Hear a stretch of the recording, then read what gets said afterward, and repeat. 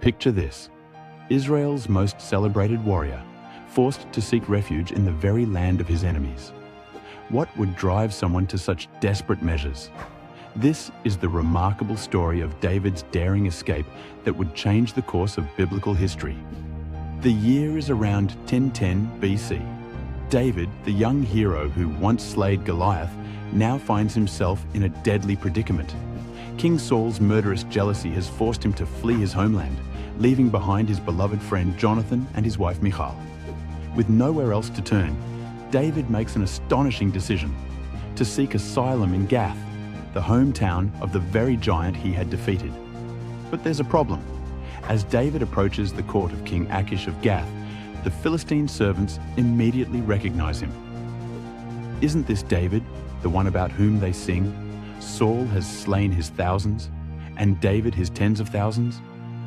The very song that had incited Saul's jealousy now threatens David's life in enemy territory. David's heart pounds as he realizes his grave mistake. The Philistines remember him not only as the slayer of Goliath, but as the man who had killed countless Philistine warriors. In this moment of crisis, David demonstrates why he would later become Israel's greatest king: his ability to think quickly under pressure. As recorded in 1 Samuel 21, David begins an elaborate act. He starts drooling down his beard, making random marks on the doors, and behaving like a madman. The sophisticated warrior transforms himself into a seemingly deranged wanderer. It's a performance worthy of the greatest actors, but for David, it's a matter of life and death. King Achish watches this display with growing disgust. "Look at the man, he is insane. Why bring him to me?" he demands of his servants. "Do I lack madmen that you have brought this fellow here?" With these words, David's gambit succeeds.